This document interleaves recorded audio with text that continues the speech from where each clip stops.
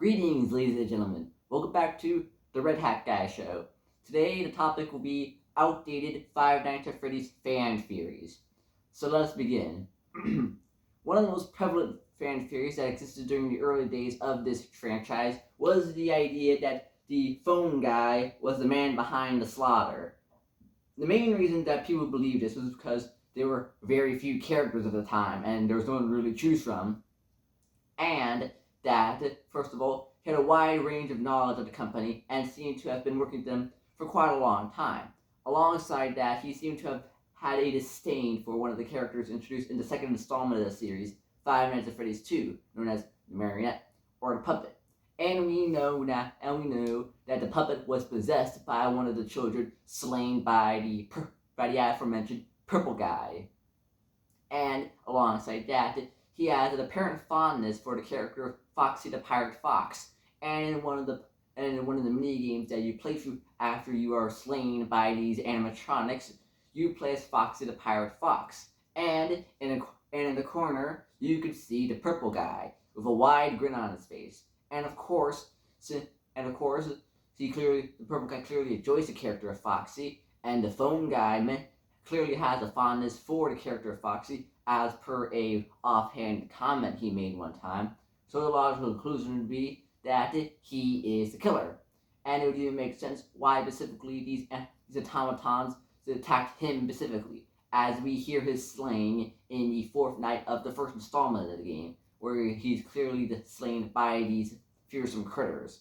And it makes sense, because he would be the man that slayed them, and henceforth they would want to get their vengeance on this man for his crimes, and how he ended their life at such a young age. But we know now that this is simply false, as we know the real killer was a man known as William Afton. He was the one we now know was the one who killed these children. He is the man behind the slaughter. Another theory that existed for a short period of time was the idea that there were actually two murderers that killed various people throughout the various Fazbear Entertainment establishments. This was because in the second installment, Five Nights at Freddy's 2, in one of the minigames you play after you are deceased, you play as Freddy Fazbear himself. And in the end of in this minigame, where it ends, you are assaulted by the purple guy. This purple guy has very dark purple skin, very tall and lean man. But in another one, where you play as Foxy, the one where he has a wide grin on his face, he is shorter, much stockier, and he is very clearly pink. Now, how can he be the exact same character? They look totally different, and so cannot be the same person. And so this gave to a theory for a brief moment of time that there were two murderers. But this is simply not true. As we know, there was only ever one person who committed intentional murders in the Five Nights at Freddy's franchise. I say intentional murders because you can make the argument that vehicular manslaughter was committed by whoever ran over the character of David, as revealed in Five Nights at Freddy's Secret of the Mimic.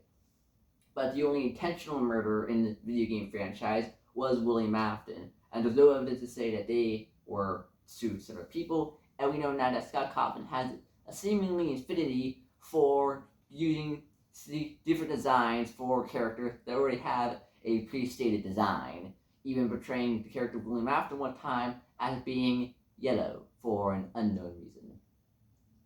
Another theory that existed for a brief moment of time, and which caused quite a bit of controversy, was the dream theory. The idea that the entirety of the franchise was simply a dream in the mind of one of William Afton's descendants.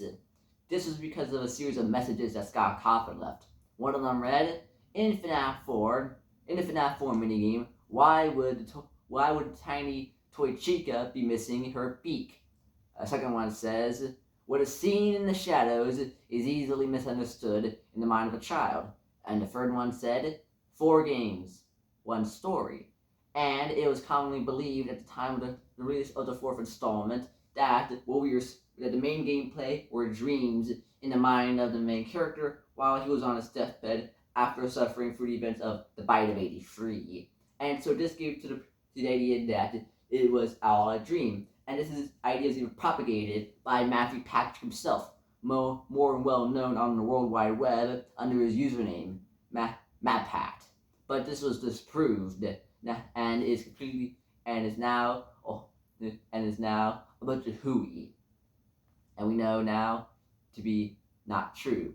Alongside that, for a brief moment in time, people believed that the character of Michael Afton was actually the character of Springtrap. Michael Afton is the eldest descendant of William Afton, and we know. And in the third game, there is only one true animatronic hunting after you, and that is the character of Springtrap.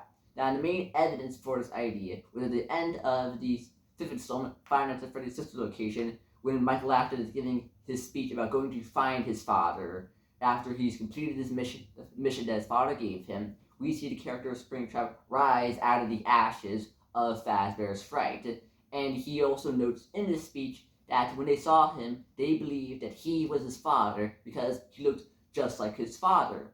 And so this gave to the idea that Michael Afton ended up in the Springlock suit of Spring Bonnie was he suffered from a Springlock failure and became the murderous Springtrap. This theory has been long disproved, as we know now that the corpse inside the Spring Bonnie suit, now known as Springtrap, is indeed William Afton. Though this theory did actually carry on all the way until the sixth installment, Five Nights at Freddy's just Pizzeria Simulator, where some still believe to be held on to the idea for a brief up until then Michael Afton was actually the one inside the suit. And since we know that he was the one who worked at Freddy Fazbear's Pizza in the first game, and is highly believed by most people that he was Fritz Smith, the one night stand night guard found the second installment, and that most likely what he was doing was to free the spirits of the dead children inside.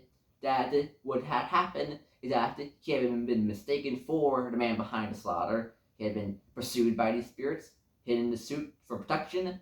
It broke and spring-locked, killing him before he was reanimated as a corpse. But we know now that this is indeed false, and that the man in the suit is William Afton himself, also known as the man behind the slaughter. Now, alongside that, in the trailer for Five Nights at Freddy's 2, people believe that the words "Mike Kill All" would be heard if you were to play the song heard in the trailer in reverse. The song heard in the trailer is a children's rendition of the nursery rhyme "London Bridge." But this is indeed false. This is indeed false, as you do not hear the words "Mike Kill All," and now this would have no relevance at all, as Michael Afton never committed any intentional murders, and though he did commit one manslaughter in the year 1983.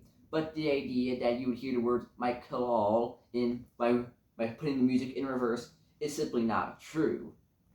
Now, on a very strange note, for a brief period of time, it was believed that if you typed in 1987 into the custom night, that something interesting would happen. Now, this later became a real feature as Scott Cawthon updated the game, and so in the end, you'd be jump scared by the character of Golden Freddy. And exactly now, prior to this update, what exactly would happen was left up to interpretation. It depended on who was telling the story, who wasn't. A very common one during the early days of Five Nights at Freddy's, particularly during the first installment of the franchise, was believed that Foxy the Pirate was actually a good person and was not intentionally trying to kill you. The idea was that because of the fact that he had to jump at you towards your face, while the other characters got up to your face and seemed to be biting at you with the way their mouths open and shut, he simply leaned in through the doorway. And the idea is that he came down the hallway to check on you and to ensure that you're safe. But you were frightened to the point where you had a fatal heart attack. Though this is clearly false, and he is not a good person, rather a vengeful spirit out to kill night shift workers. And people believe that the reason that the fact that he slowly but surely made his way out of Pirates Cove instead of directly heading towards your office at a steady speed was him making an attempt to show that he was not a threat to you, that he did not wish to harm you, and which is why he made his way slowly out. First, opening up the curtains a bit, then peeking out of the curtains, then standing right outside of Pirates Cove before eventually fleeing from his cove and attempting to check up on your safety. But we know now that this is simply not true, and that he indeed intended to murder you when he leaned into your office. Well, ladies and gentlemen, that is all I have to speak of today. If you have any outdated fan theories that I missed in this conversation, please leave them down in the comments below, and I hope to mention them later on. I will be making more Five Nights at Freddy's content in the future. I have realized that there's not much I can talk about history-wise, so I'm drifting this content towards interactable experiences, video games as they're commonly called, particularly focused on the franchise Five Nights at Freddy's. That is all, ladies and gentlemen. Good day and farewell.